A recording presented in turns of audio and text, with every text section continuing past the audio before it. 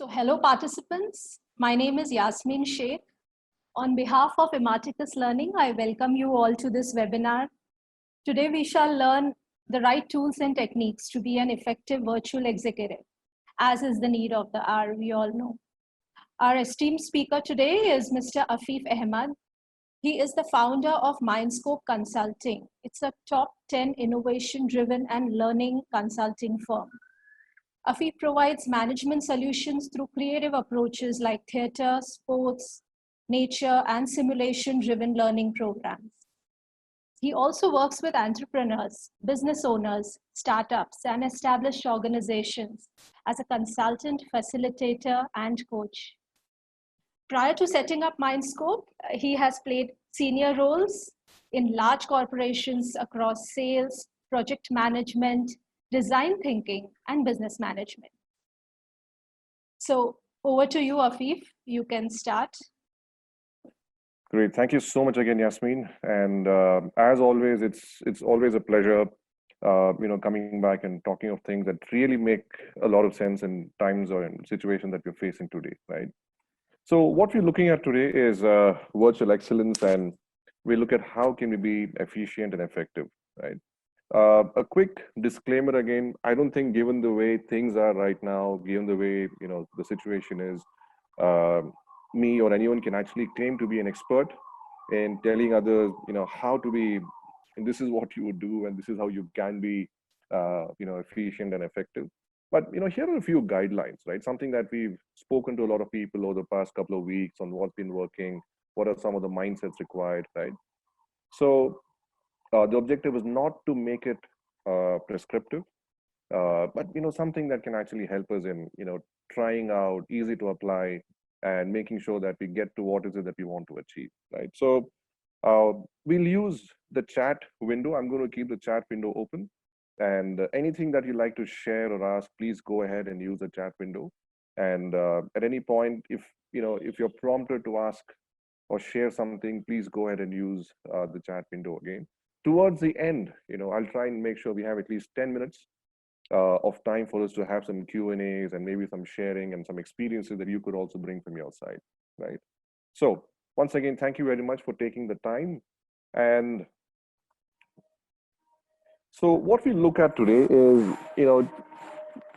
looking at how we can look at working from home, which has now become not an entitlement, not an incentive, but it's an absolute business need. It's become an absolute social need as well.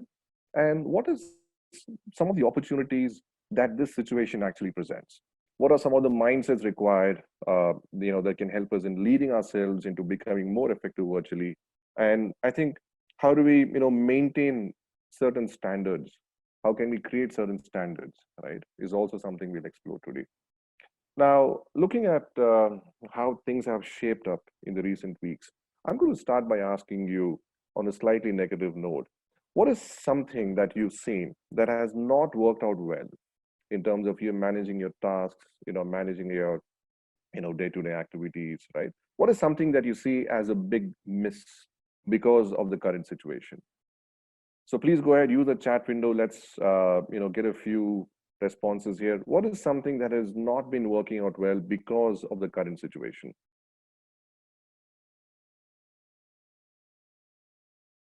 You can share your responses on chat.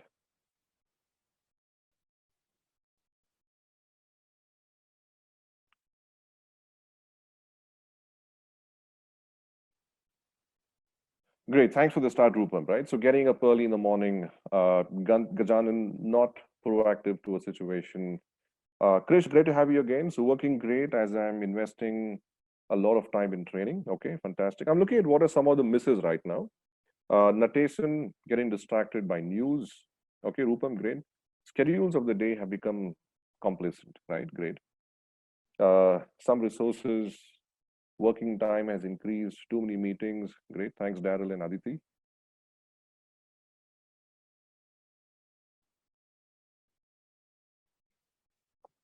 Okay, so these are some of the things we've looked at, and I'm sure there are many more. Okay, so we have resource crunch. Okay, has there something That's also worked out well, something that's worked out in your favor as well in the past couple of weeks? If yes, please go ahead and let's listen to some things that have worked out positively in the past 2 to 3 weeks as well.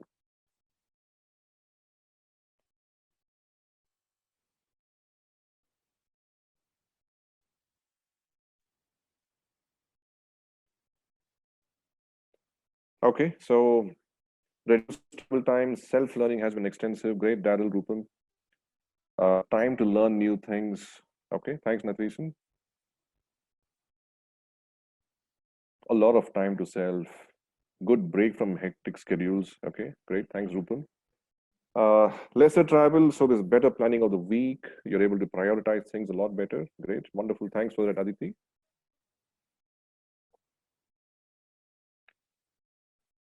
So we've seen, that the current situation has presented opportunities, as well as certain disadvantages again, right?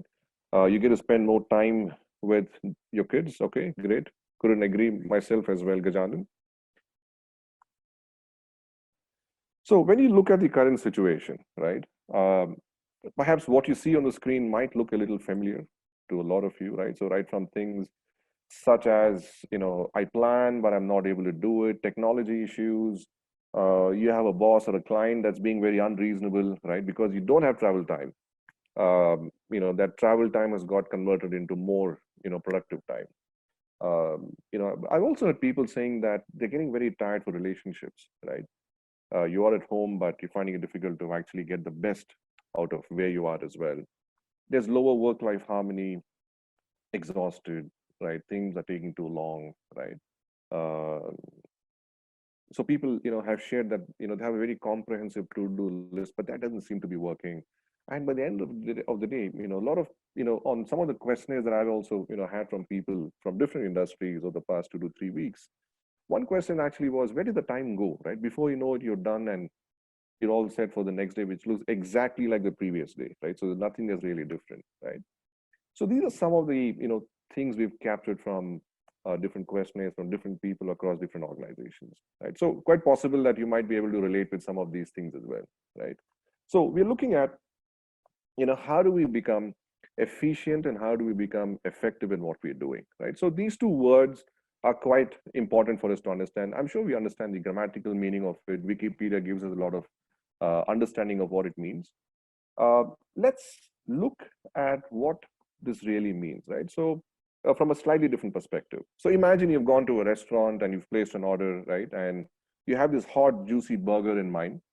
And the waiter says, okay, I'll get you a hot, tasty burger in 14 minutes, right? So this is some kind of an agreement over here, that you want a hot and tasty burger. The waiter says, okay, sir, I'll get it to you in 14 minutes, right? Now, so you get your burger, it's hot, it's tasty, but it's taken 18 minutes, which means you've got what you wanted.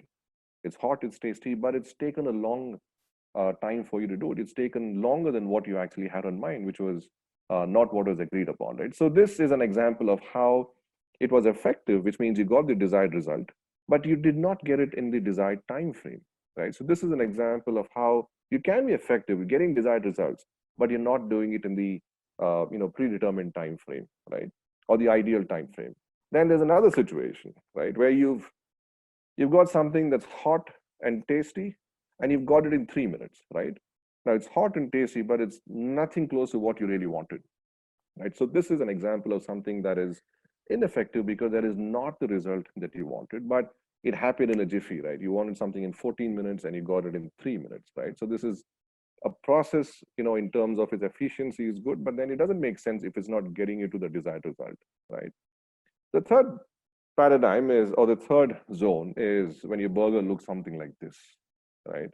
It's cold, it's tasteless, and it's taken 20 minutes. It's not met the desired objectives, and it's taken a lot of time, right? So this is an example of how a lot of time has been spent on things that really didn't get to what was the desired outcome, right? This is ineffective and efficient, right? So what we need is, how do we get to this hot and tasty burger in not 14 but 13 minutes and maintain that level of effectiveness and also efficiency, right? And when you look at the way things are today, right, the dynamics are very are very new. Like I mentioned before we started off, nobody is an expert here, right? How to do things, right? Presidents, prime ministers of countries are still figuring out how do you handle the situation, right? So um, usually maintaining a focus today has become a challenge by itself. And studies have shown, I read this up on Business World, that there's a tendency of human beings to get distracted every 11 minutes, which increases when they work from home, right? So how do you ensure that you're being productive? What are some of those schedules you can actually put up? How do you address this challenge? Prioritizing things, with the dynamics changing, right from a personal level to a social level to the professional environment, things have been changing quite dynamically here. And then you have the other issues, right? You're all set up and you're waiting for this meeting to happen, and then you suddenly have this power outage, right? Or this internet surge, right? Suddenly your bandwidth is getting consumed slightly differently because a lot of people, maybe in your area, are logging in at the exact same time and doing high bandwidth, interactions as well, right? What's also happened is the time frame of making decisions has reduced because of lack of interactions, lack of spontaneity, right? So these are some of the things that the current situation has brought forward, right?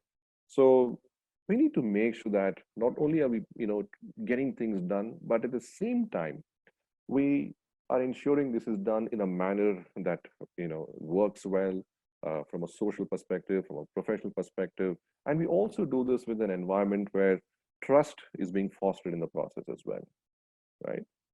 So let's start with creating the right mindset, right? A lot of people fall victim to what we call as the victim mindset, right? And it becomes very important because you need to figure out what mind frame are you operating off right now, right? What's going through your mind right now? What are you thinking about right now? If you want to take some action at this point, am I thinking in that direction, right? Um, so a wrong question to ask, right? And a lot of people might subconsciously fall victim to this particular question, which is, why me, right? Why is this happening to me? Or things are working so well. I was getting this big contract from a client, or I was just about to get my promotion, or my business was just about to get funded, or I was just about to get married, right? Why me, right? So the more you fall into this trap of why me and why not someone else or something like that, you find that you don't get the right answers because this is a very self-centered, self-focused, fault-finding, sympathy-seeking, procrastination, low self-esteeming, mindset. People tend to spin false tales around it. You find, you cocoon yourself in these kind of stories that we tell ourselves, and you find comfort in those stories, right? And due to that, you don't have something that's motivating you, something that's pushing you, right? So you'll find that there's a lot of rush that happens at the wrong moment, or it happens at the last moment. There is low or no planning, and it's a very reactive approach. It's only when something happens that you might decide to take a step, right? So you need to ask yourself this, right? What question am I asking myself, right? Is it in this why me in a very self-centered mode, or is it in a what next, right? What's an action that I can take? Who are the people I can collaborate with, right? What can I enable within where I am right now, whatever the situation is, right? So when you start asking a different set of questions or different or questions from a different mindset altogether, then you'll find that the responses you get are also equally different, right? These take you towards a much more action-oriented, result-oriented, and a much more proactive approach, right? So when you're looking at becoming effective from working from where you are, start by asking the right questions. Start by having the right mindset. Get more aware in which bucket you're falling under, right? Then it makes makes sense that you start looking at creating the right setup, because if you're not in the right mindset, no matter what infrastructure you create, you'll find that these things will actually add to the pressure you've created for yourself, right? So get the right mindset, then you start looking at the right setup. What do we mean by right setup? You're working from home, you're working from an environment that is probably very new to you in terms of where you're working, right? A lot of people are used to working from home, but having to work from home with these new dynamics can be a different challenge altogether, can be a different game altogether, right? Your family seeing you at home more often, or you're being alone, right? If you stay alone, then you're not collaborating with anybody, right? So the first thing you do is you bring your family on board. A lot of times families really do not know what you do, right? What's your job description, right? What are you supposed to do, right? Who's your typical client, right? What is expected from you? how would you like to work, right? What are your work timings, right? So you get your family on board, right? Because it's new to them as well. They would also need some inputs in terms of how can they support you in your endeavor, right? So get them on board. They can be your biggest source of support. The second thing is create a space where it becomes easy for you to connect uh, physically and psychologically, where you can actually get started off from what you're doing, right? So just imagine this is one little prayer room that a lot of houses have, where moment you go there, you get into a certain mindset altogether, right? You start working off a certain subconscious drive. So that's what the office space also does. Doesn't have to be elaborate. You do what you can, but that becomes your space. Make it comfortable. Make sure you've got the right kind of technologies set up around you.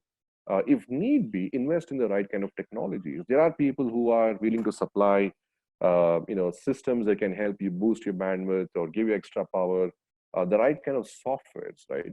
Don't wait for organizations or freeware. See where can you invest, make a marginal investment, but make a qualitative investment that makes it easy for you to carry on your day-to-day activities, right? So one such platform, of course, is what we're using right now, right? Then we'll go a little deeper into how do you schedule it as well, right? How do you plan? How do you set forth your day? We look at something that not a lot of people have been talking about. How do you schedule your day? And the last part is a little important, right? Because I've seen people wear their office tags. Some of them even wear their coats and ties, and they really get they just tell themselves that they are going to work and dress up the way to go to work, and then they sit in front of the computer and then they start work, right? So imagine what happens if you are ever caught in a situation like this, right? You have your boss or your client or a customer or even a potential investor, wanting to have a chat with you, and this is how you look, right?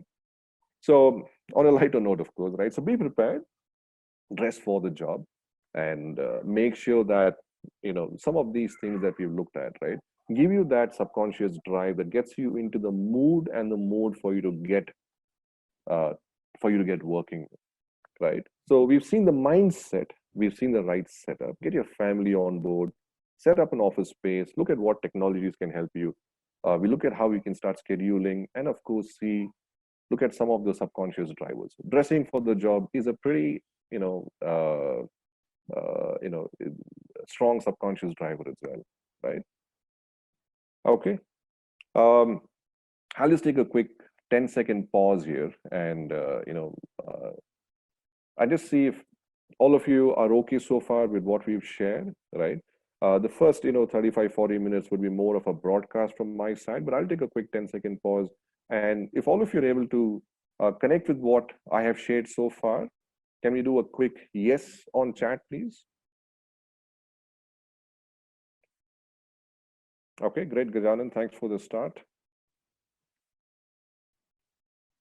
Great, Vivek, Krish, Rashmi, fantastic. Yeah. Great. So moving on, right? I'm not going to go too deep into how you set the schedule. There's enough Facebook and WhatsApp forwards that tell you how you can actually set a schedule. But together, as a group right now, let's look at some of these attributes together, right? So when you're looking at setting a schedule, commit to a start and an end time. Tell yourself what time are you going to absolutely start your day, and what time will you definitely finish your day, right? And would any of you like to share your thoughts on why has it become important even more today that you commit to yourself on a start and an end time?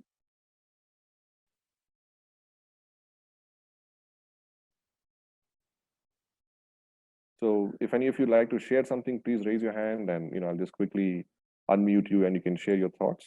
Why has it become even more important today for you to commit to a start and an end time? Okay, Gajanan, to prioritize, great. Okay, Gajanan, I've unmuted you. Please go ahead and share what you'd like to share.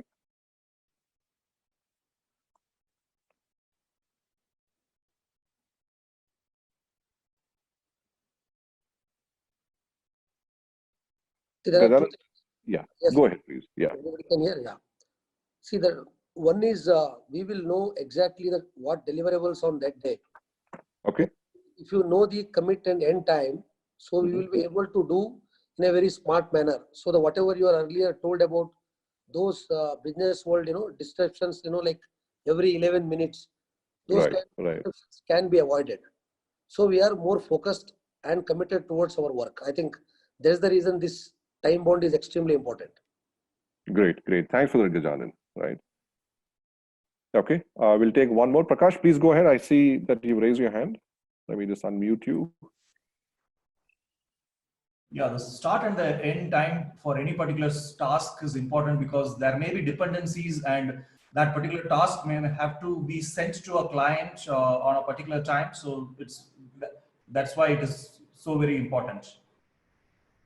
Okay, okay, great, great. Thanks, everybody. I'm just going to quickly, put you back on mute. So great inputs, right? So, okay, a couple of other things. Housework, create space for family. Okay, sorry, I missed the chat messages here.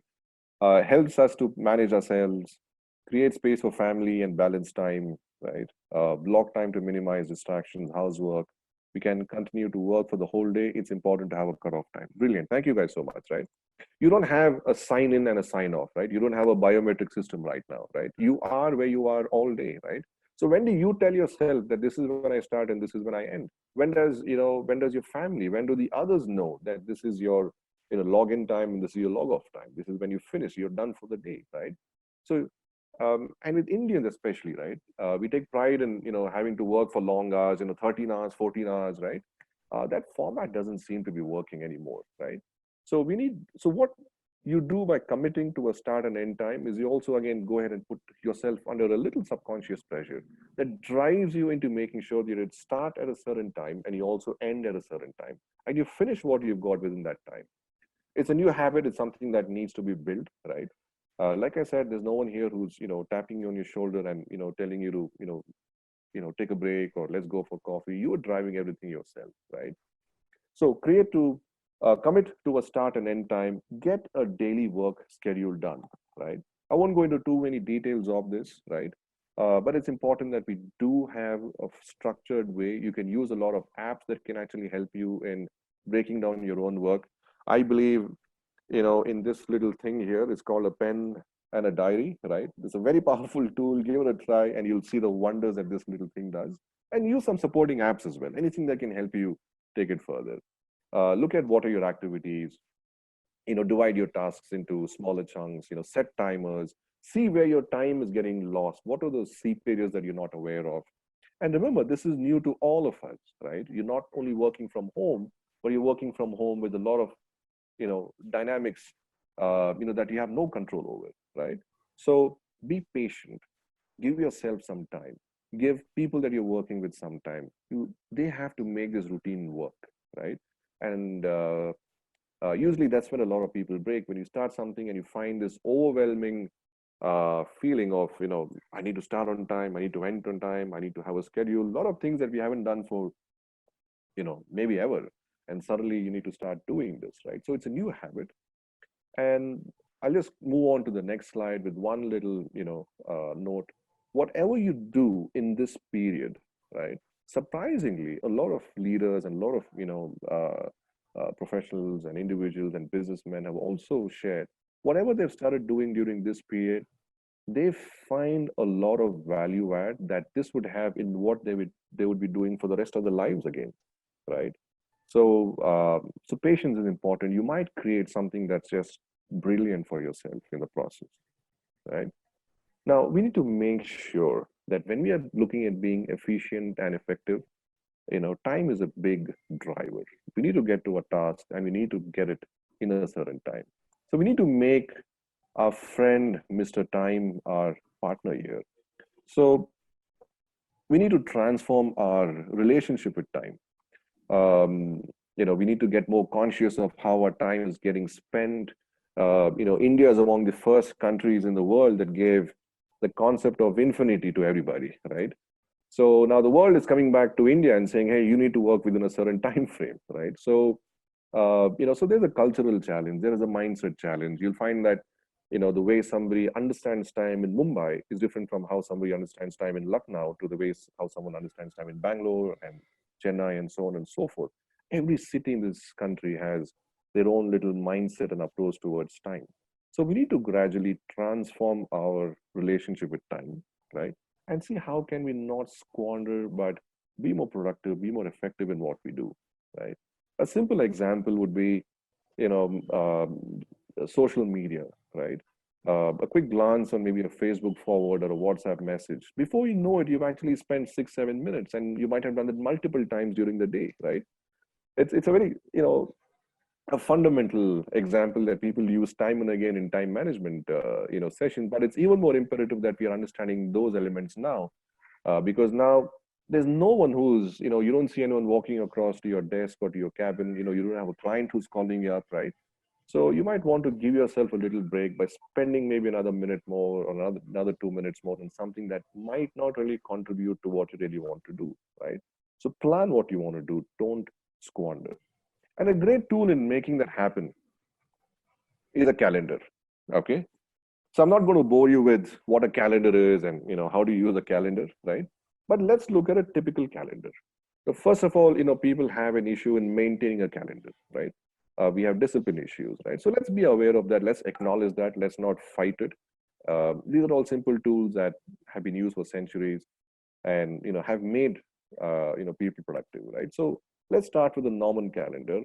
When you look at a normal calendar and the attributes of a normal calendar, it only looks at things that you want to do. Let's say the most important things that you want to do, the highlights of the day, for example, right? But there might be an approximate start time. Okay, 9 o'clock, do this, and 10 o'clock, then do this, or something like that. The key things are mentioned there, but the length of time is not defined for each of these tasks. What happens there is, work time will bleed into personal time. There's a lot of time that is getting lost in between.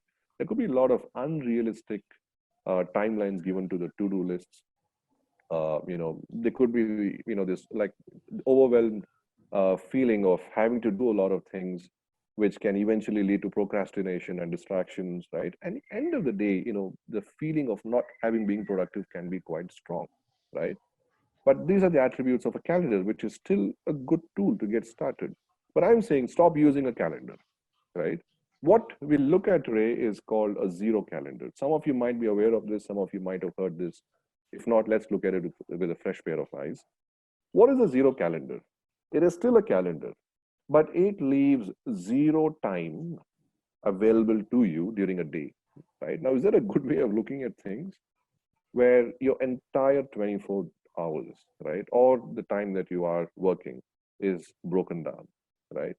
So all your tasks, your meetings, your leisure time is also scheduled. Everything is allocated. Your coffee time, your break time, the time you want to spend with your child, the time you want to have a Zoom call with somebody, the time you just want to do absolutely nothing. You just want to sit back and stare at the ceiling. That time is also put in over there, right? Surprisingly, it's a tool that has driven in a lot of discipline in a lot of manufacturing, non-manufacturing, and service industries, right? Those who've applied it have actually come back with only the positives of it, because your day is broken down into all the possible things that you want to fill it up with, right? So, and when you fill it up with what you want to do, then you are in more control, right? You get more mindful of where there are possible seepages of time. You're very clear about what you will be accomplishing for the day. Whatever time you would want to, that you had no idea about where this time went in between, you've plugged in that time as well, right? Facebook time, for example, right? Or like I said, just sitting back and looking at the ceiling and really doing nothing much, right? You feel more in control, you feel more competent, because you've also planned on when are you going to give what kind of, a task to yourself, right? The chances of work life seeping into personal life is a lot lesser and almost zero, right? Now, this is what a zero calendar is meant to do, right? It looks at how you can get your tasks done more efficiently. Now, imagine, let's look at the same scenario with a slightly different perspective. Consider that there is no time window. Consider you have a set of tasks, but you do not know how much time each task is going to take, right? Our competencies to a certain task are different. Our approach to a certain task is different. What might take, my team member half an hour could take me, 45 minutes or maybe an entire day, right? So when you break it down, what you're also doing is you're also getting a sense of your individual skill, competency, and approach towards that particular task. Also tells you how motivated you are towards that particular task, right? Sometimes getting out of a demotivated feeling itself could take a good half an hour, right? So that's what we're doing here, right? So ask yourself, hey, what happens if or when there is no time window, and what happens when there is a time window, right? You've given each task a finite window, right? Could be an email, a blog, or like I said, doing absolutely nothing, you want to read something. You've got a deadline for each task. You know exactly, you're getting, more mindful of your own strengths versus those particular tasks, right? And you get a little more mindful about how you work, right? So, um, sorry. Okay. So you get to know how much time does it take for different tasks to do. You get a sense of the productivity of not of yourself, not only of yourself, but people that you work with as well, right? When you know that you individually take an X amount of time to do a certain activity, then that is something that you've gotten aware of because you planned for 60 minutes. Then you realize, hey, look, I finished this in 45 minutes, or it's going to take me 2 hours. The next time you go back to your zero calendar, then you're being more mindful about how your calendar looks. If I'm going to schedule this task, then it's going to take me a couple of hours, right? So there is no room for unachievable plans. There's no sense of having compromise on something. There's no sense of having started something but not given it the right drive, right? You don't underestimate your what you can do, right? And you get more conscious of how you use your time, right? So, like I mentioned earlier, given the current dynamics where we can't control a lot of things, there is a great opportunity for us to really go deeper and see your approach from a behavior and from a skill perspective to the task that you want to put in. I would even say, hey, you want to play, let's say Lego or something with your kids. How skilled are you and what's your approach towards it? Are you doing it as a transactional activity, or is your behavior also in tune with what is required, right? How much time does it take for you to really, start playing with the kid and, be done with that activity as well, right? You get really mindful about what you're doing, right? So the key objective of a zero-based calendar is to motivate you, is to drive you, is to get you to have an action-packed day. When I say action-packed day, like I mentioned, please don't think that it's going to be continuous set of actions. You know, just lying down on the sofa and watching something on TV is also part of your schedule, right? So there's low or no distraction. You leave nothing to chance, right? So the zero calendar forces you to do the work that you've planned for yourself, right? You're not skipping out on personal activities, right? You schedule them, you prioritize them. Everything is scheduled. And eventually you're gradually working towards, better work-life harmony. Now, this is a habit that you can make use of in this situation right now that can actually last you a lifetime. And like, earlier, this is something new, right? This is a behavior. These are a set of activities that are new. Your body has to get used to it. Your eyes have to get used to it. Your mind has to get used to it, right? Your environment also has to get used to it, right? A lot of, your families have probably not seen you in action on a client call, right? A lot of funny videos that have been floating around as well, right? Where, they don't know how you, what's the pressure that you take, right? How you typically, what productivity means to you, right? So it's, you're giving them also time, and you practice this with discipline and make sure that you stay on this particular chart. Okay, great. I'll just take a quick pause here. Aditi, you had is that a question? It should be 80 to 20. Yeah, so the question is that it should, though we are making a zero calendar, it should still be Right. in an 80-20 principle, isn't it? Because I'm sure it still has time for certain things that may change during the day, possibility. It's quite possible, right? See, here's the interesting part. Only you know your dynamics at home, right? So you put it to practice, and you can use this as a starting point, and then you see what are your most productive zones, your most enrichment zones, and what are not, right? So this is not a prescriptive. So good thing about something like this is that it's not prescriptive. It only has a format, and you can put in whatever you want into it, but you make sure that you make it happen. If it says that 30 minutes of work and 9.5 sleep, right? If that's what your calendar looks like, you make it happen, right?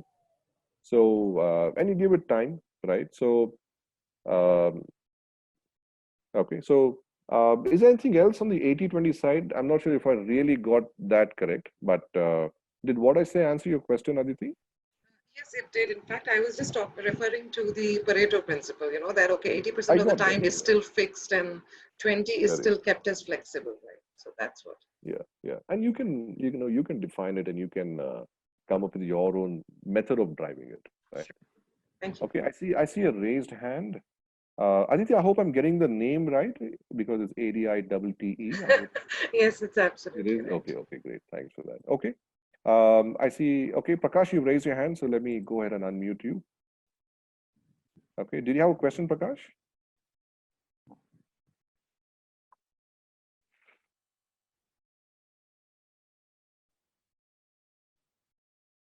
Okay. Gajanan, you had a question, so let me just quickly Yeah. take that one question from your side or a sharing from your side. Go ahead, please. To talk about 80-20. Hello. Yeah, go ahead, please. Yeah. Just to talk about 80-20, usually it happens once you planned your day, Right. then you have to apply it because there is some urgent or priority things will come. Right. I think that's my understanding. Yeah, it is, and being in the corporate world, we use, the 80-20 rule on multiple situations, right? Yeah. So like I said, try it out and you figure out your own 80-20 in the process, right? What are maybe those things that you figure out and how do you chart it? Yeah. True. Great. Thank you. Okay. Now I think it's also important for us to, understand that as much as we're looking at controlling a lot of things, driving a lot of things, subconscious, we cannot do it without our body. Would you agree with that? I think we need our body for everything. Yeah. So a lot of times when we do, this time management and, excelling in, what we're doing, we forget the importance of the body itself, right? The amount of stress it takes, the amount of energy that is required, right? A very simple concept again is called the energy chart, right? So that's how the energy chart looks. And what it does essentially is it plots your energy through the day with the activities that you do for the day, right? So just to visually show this to you, So let's say when you start your day, you are, let's say, high on energy, and as you progress, there is a gradual dip in the physical energy.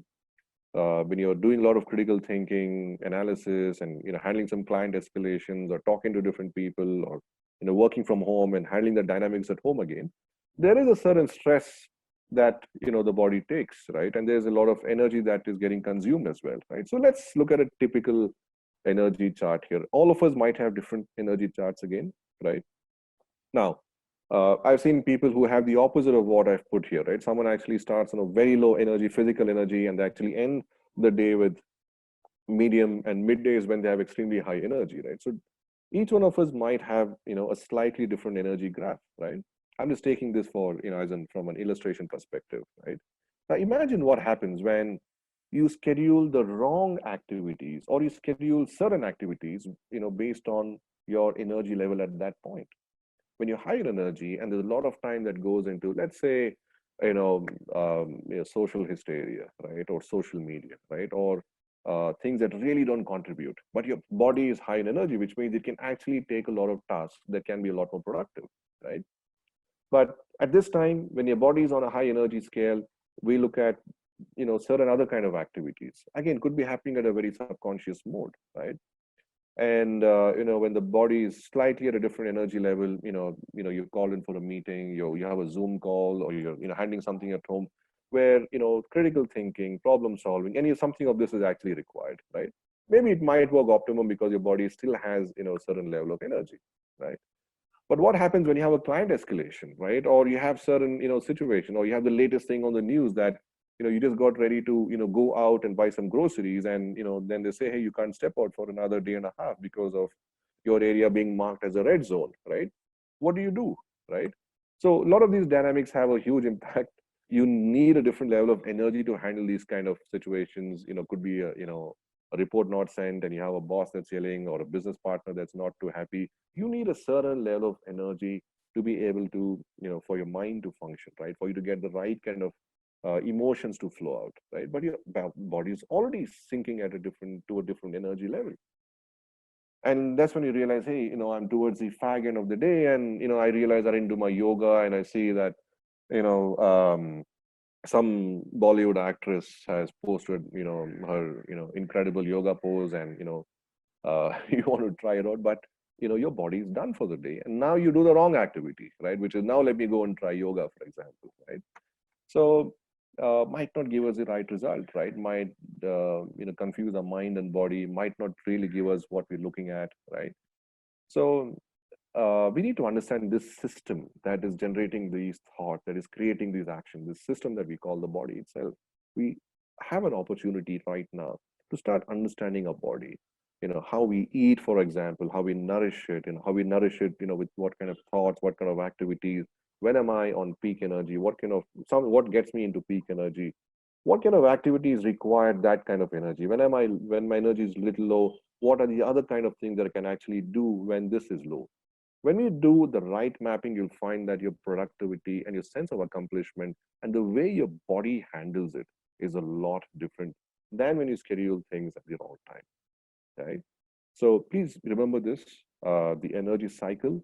It's, the energy that you have versus the tasks that you allocate, right? Finding the right match will take time, right? Like I said, there's no, snap way, you just snap and you figure it out. No, it takes time. It might even, it might take days, weeks, months, but you need to get started off at some point. And the more you start getting mindful about your body, you will start understanding how it functions and what is required. You start creating your own thing. There is no prescription to this.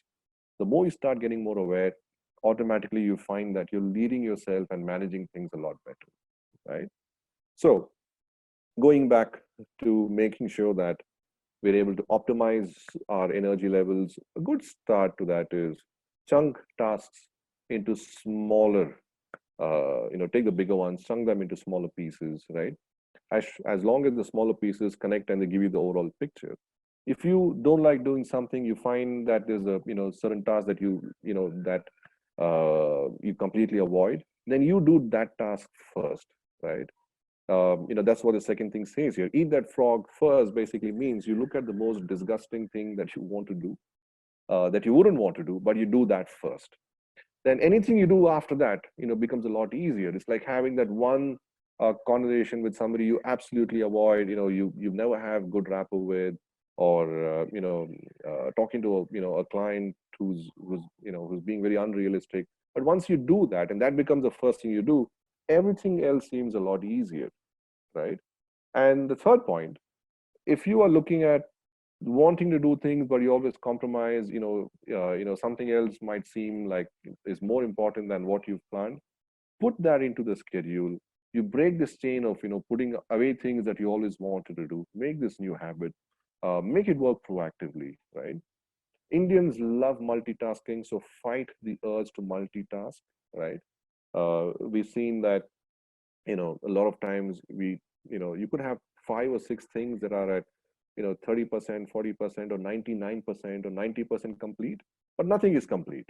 So you rather take one, take it to 100%, take the next thing, take it to 100%, right? So fight the urge to multitask and make sure that whatever you take it to a closure, then you take the next task, right? Some level of multitasking helps, but make sure that whatever you've got, you take it to a complete closure. And of course, we've seen in the zero calendar that you schedule in nothing time to. Nothing time doesn't mean you're sleeping, or you can define your nothing time here and do what it is that nothing means to you, right? So being productive is not about doing a lot of things. It's all about doing the right kind of things, right? And situations keep putting some kind of a challenge, right? For example, social distancing is a challenge, right? We are social animals, we are social beings, we need social connectivity, we need human beings around us, right? That's how we've been wired, right? So instead of social distancing, become virtually effective, become virtually efficient by distance socializing, right? Which means you're socializing, but you're doing it, in a slightly different format, right? Like I said, there's a very strong human need to socialize, to meet people, to share things with people, to get ideas from people, to just sit with people and do nothing at all. I remember spending a lot of time with my best friend where we just sit for hours and do absolutely nothing, but somewhere you just liked it, right? Because we are wired as social beings, right? So, given that this is the need of the hour, how do we distant socialize, right? Or digitally socialize? So, you need to move from being digitally literate and tools that we probably would just dab, once in a while, to becoming digitally fluent. Get to know what you're putting out there, right? You need to get a little more aware of what you're putting out there in terms of your written content, right? As long as we have data servers, as long as we have systems that will store whatever you are putting out, you know, your written word will be out there, right? So make sure that you watch what you're written, check it, use a tone that is much more action oriented, right? Use the right tone, right? I'm not going to get into written communication here, but it's the key point of putting this out there is that be a little more mindful of what you're typing out there, because that might become the primary mode of communication, right? The second thing is um, video-based communication is here to stay, right? And I don't think we need experts and a lot of opinions to tell us that, but some of the positives have been very strong positives. A lot of businesses and companies have seen in terms of video-based conferencing. So one, don't shy away. This is the new norm, right? So your virtual body language, right, your posture, your backgrounds, everything that is required for you to make this happen is very important. Your individual voice, tone, volume, practicing that also becomes important, right?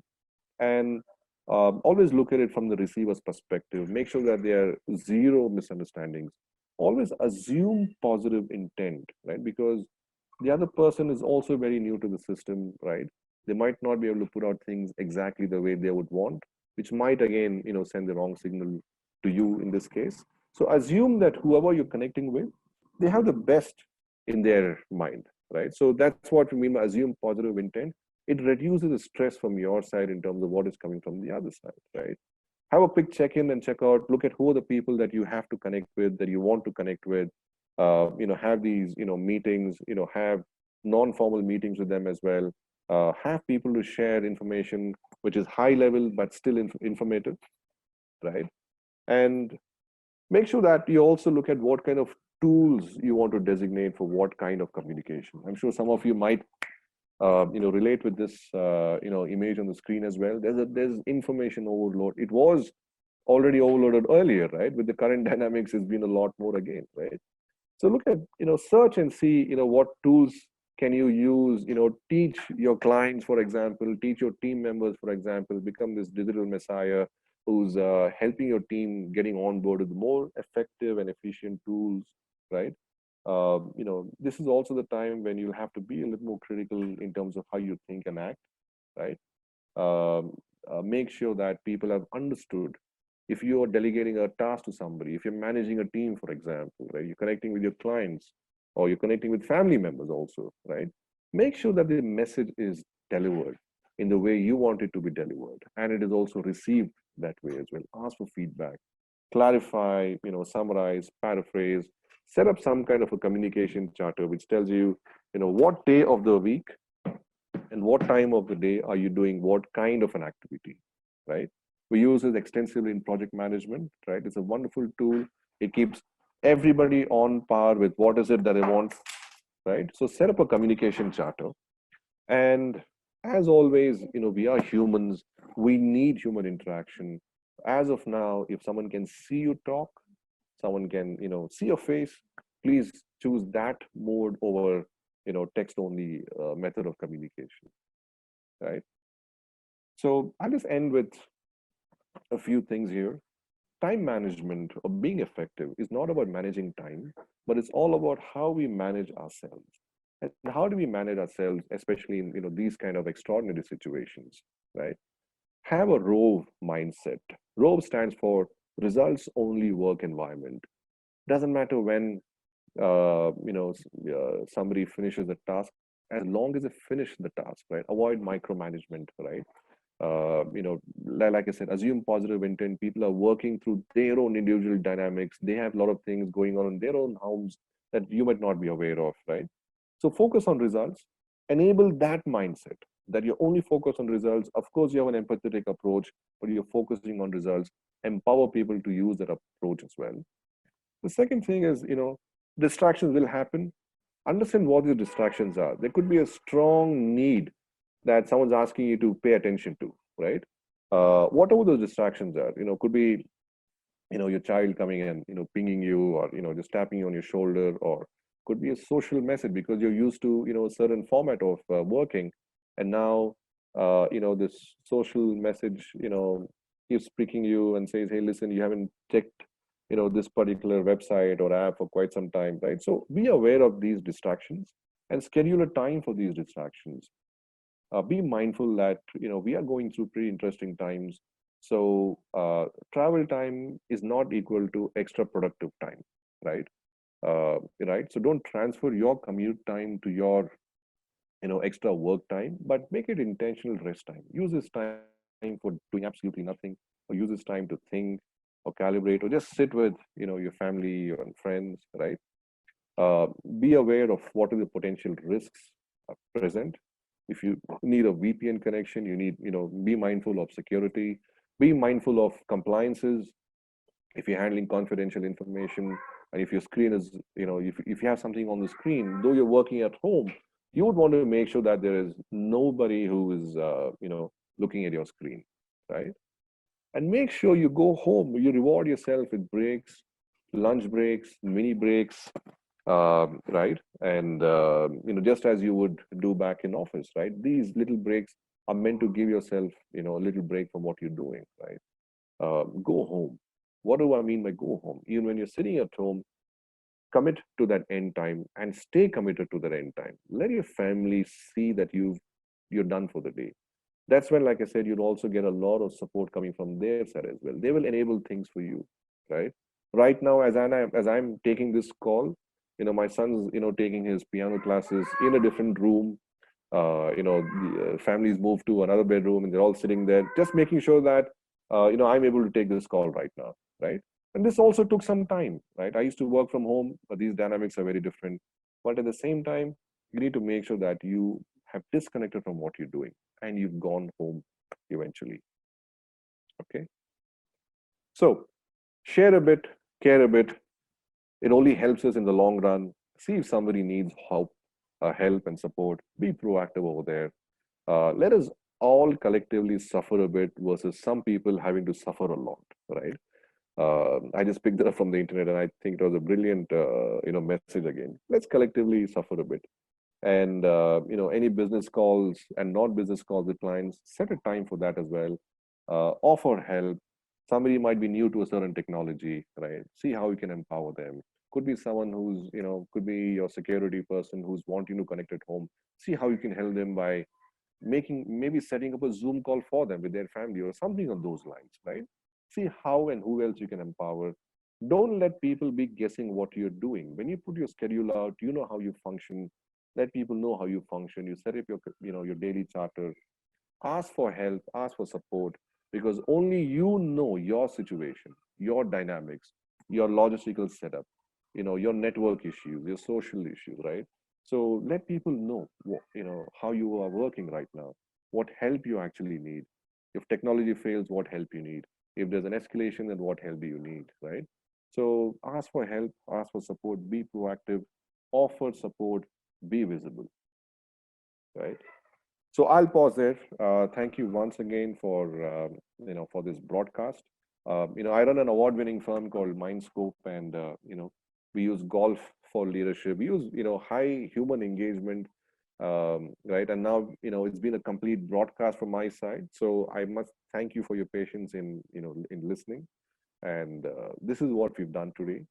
How this absolute social and business need has also thought of a lot of things on how we can manage ourselves, manage others, how we can be effective in being, virtual executive, and how can we create these standards and also maintain these standards. So I will pause here, and I'll open the, I would request you to go ahead and, and share your thoughts. And I think we could probably look at what is something that you would probably take back from what we've discussed today that you feel would make sense if you went back and applied this in your personal space and your office space. Um, so please go ahead and use chat and share some of those takeaways from today's discussion. I'll also go ahead and unmute you. If you have anything that you'd like to share or ask, please go ahead and do that as well. Okay, Gajanan, I've unmuted you. I saw your hand was raised, so please go ahead and did you want to ask something or share? Yeah, I think very thanks. Matlab, it's very enlightening. Okay, which you probably you're doing it in your day to day, but not in a very focused manner. I think Great. I have taken back from this class is definitely on the energy cycle. I think there is something is very interesting, and try to come to my practice. Right. Thank you. Great, wonderful, right? So, like I said, this is the country that gave the world concept of infinity, and also gave the world the concept of yoga, right? So we need to bring both these into play and see how can we make this work for ourselves. Yeah, great. Thanks for that, Gajanan. Yeah. Okay. Distance socializing and zero calendar is useful. Great. Thanks, Aditi. Krishnan, energy chart, energy cycle, Gajanan, Vivek. Great that you could join us as well. A lot of learnings, especially avoid multitasking, right? So as Indians, we take pride in that. So here's something that we cannot be proud of anymore. Yeah. So we have 5 minutes more. So please go ahead and anything that you'd like to ask or share, we can use the time. My name is Afif, and you can reach me on LinkedIn. Okay. So any questions coming up? So it's a great initiative by Imarticus again to have initiated these webinars. So I'm just going to put that up while we look at some responses on chat. Okay, Srijit, zero calendar is something new. Great. Great, Rupam, great to see that you'd like to implement zero calendar. This is my second week on it, and I'll tell you, it's an interesting thing. It's actually taught me a lot about my efficiency levels, right? In certain tasks, something that I just take for granted, I realize I really need to work on it. Yeah. So, okay, Pooja, great, wonderful that you could join us. Okay, notation, zero calendar. So zero calendar seems to be a big hit right now based on the chat messages. So I'm happy that, like I said, it's an interesting concept. It's something that can help us in getting discipline in our approach towards what we do. Okay, Aditi, ROW stands for results only work environment, right? So where micromanagement is a lot lesser, you're focusing on the result. You're not looking at where somebody is sitting and what that person is doing, right? Surprisingly, there was, this is one of the things we captured from, the interaction we've had with different corporates, where a lot of micromanagement happened, right? People had to stay in front of the web camera for X number of hours in a day and stay logged in, and they had to come back to chat or on some kind of a software that the company used just to say that, look, I'm here, look, I'm working, right? So you're adding on to the stress levels of people, right? So ROW reduces that. It tells you as a contributor, as a manager, as a business person, as a professional, focus on results. Forget how much time somebody might take to accomplish it, right? As long as they do it, of course, within the time that you specified, how they do it and what they do in between the time is not something that you want to bother, right? So that's the ROW mindset. Yeah. Did I answer your question, Aditi? Okay. Great. So it's 4:59. Great. Thank you, Tanushri, for attending it. Wilson as well, Marriott Wilson.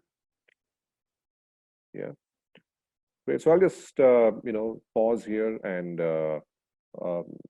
if there's something that Yasmin, would you like to conclude the session for the day? Yeah, please go. It was indeed a pleasure having you here, Afif. Thank you for this wonderful session, letting us know the importance of being virtually available as well as impactful. And thanks to all of you participants for attending this webinar. I hope everyone has gained enough insights to identify the resources and develop your mindset to be such an effective executive, virtual. Do feel free to share your feedback, and in case of any questions, please get back to us. Thank you so much. Great.